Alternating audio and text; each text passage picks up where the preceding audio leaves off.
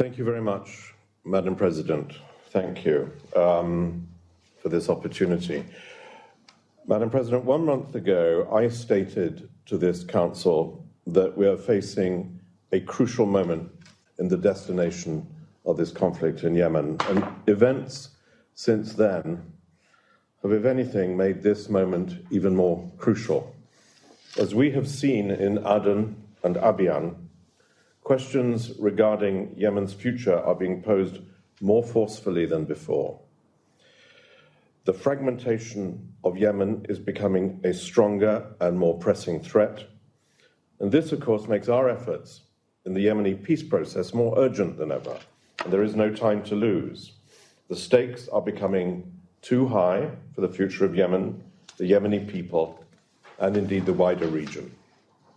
I remember vividly one senior Yemeni leader saying to me some months ago, and I quote, "What we want," he said, "all that we want is the return of civility in our lives, to return Yemen to the social fabric that has nurtured its people for centuries." And he was right. The immediate tragedy of death, injury, disease, and hunger happens within a context of the destruction of the state and of society. A civil war is a curse upon its people. The conflict is fought out in the streets and in the countryside where live the civilians. And their lives are changed, damaged, destroyed, and this is sometimes so for a generation, as the time needed for that rekindling of community so central to a living country is no small thing. Madam President, Yemen cannot wait. Since the last briefing, I've had the opportunity to meet with representatives of the Yemeni parties and the international community, and they continue to assure me, the parties continue to assure me, of their strong desire for a political solution. I believe that they and the international community also share my sense of urgency to move forward with the discussions on a solution to end the conflict and resume the political transition. This sense of urgency is in painful contrast to our efforts so far to resolve the conflict.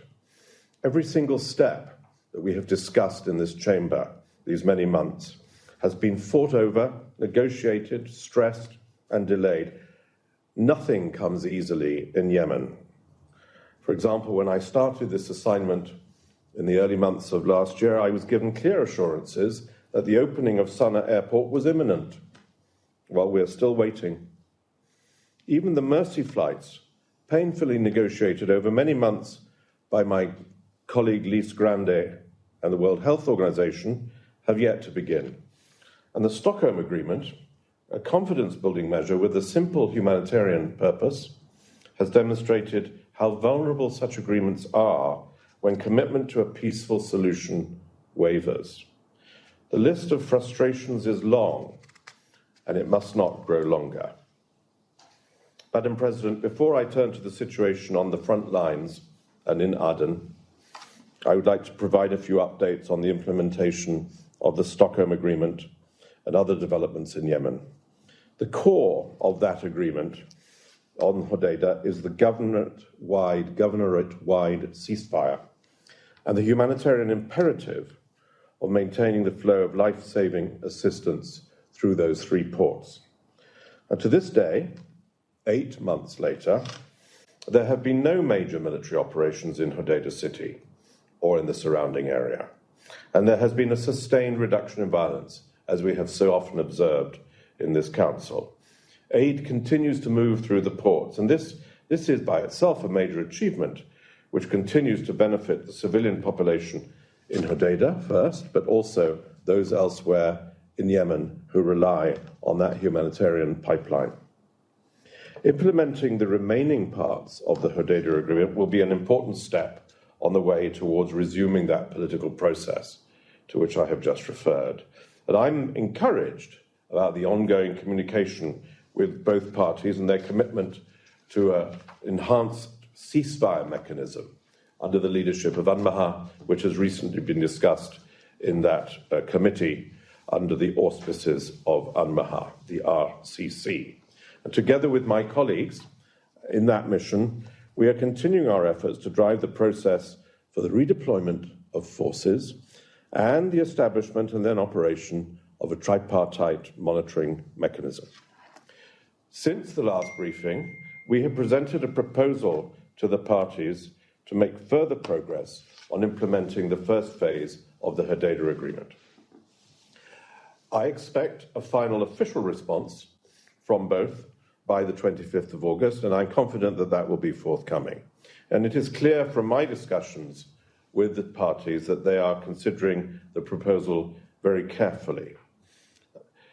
I'd like to add, Madam President, the Hudaydah Agreement was only ever intended to be a temporary measure to avert further conflict, a humanitarian stopgap. It was not designed, as some might think, to set a precedent for addressing the underlying issues of the conflict, the most central of which, of course, is the issue of sovereignty. Now, following many months of negotiations, both parties are fully aware of what the other is able to accept, and I hope, based on that knowledge, their responses to me by the beginning of next week will be constructive and practical on the way forward.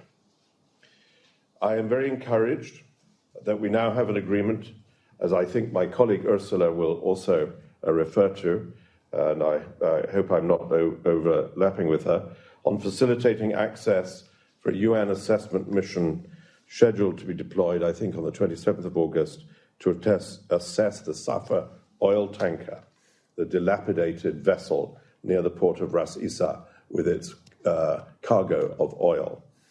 This assessment mission, under the auspices of UNOPS, is critical to mitigating the risk of severe environmental consequences, as we have discussed in this chamber, along the Yemeni Red Sea shore. Negotiations on the implementation of the exchanges of prisoners and detainees are ongoing. It is a fundamentally humanitarian gesture for which numerous civil society groups, particularly women's groups, have vocally advocated publicly and privately. The parties sat for several days in Stockholm, held detailed technical discussions here where I am, Madam President, subsequently in Amman in the subsequent months. The slowness of these negotiations is prolonging the suffering of the prisoners and their families. And I believe that we should be able to address the concerns of both parties to the proposal that I have put on the table in front of them and to which I have referred to before. I hope that that receives a positive response. Now, I'm frustrated, like everyone, that progress on Hudaydah has not been quicker, that I'm not able to announce more dramatic developments in that agreement, and that there has been no tangible implementation of the agreements on Taiz or on the exchanges of prisoners and detainees to which I have just referred. The Stockholm Agreement is a key milestone in Yemen's peace process, and it would be of considerable benefit to the parties and the Yemeni people were it to be fully implemented. But it is also clear that we must not allow the implementation of it to override our broader imperative to bring the conflict to an end. And indeed, again, Madam President, Yemen cannot wait.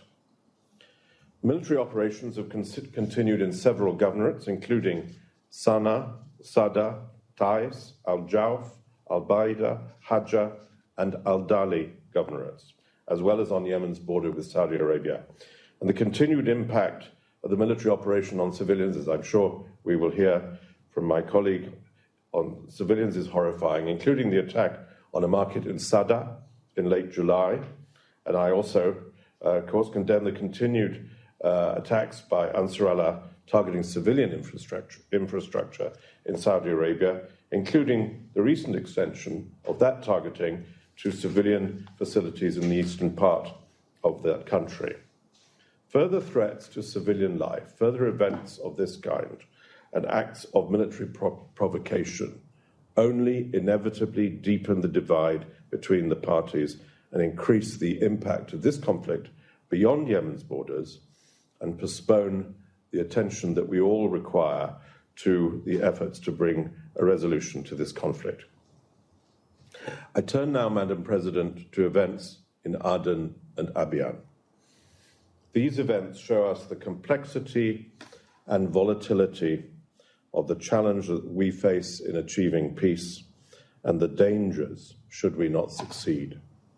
We certainly cannot underestimate the risks that these events pose for the future of the country of Yemen. On the 7th of August, following attacks in Aden a few days before, clashes broke out between Presidential Protection Brigades and forces affiliated with the Southern Transitional Council. Subsequently, the Southern Transitional Council took control of military camps and surrounded key state institutions in Aden by force.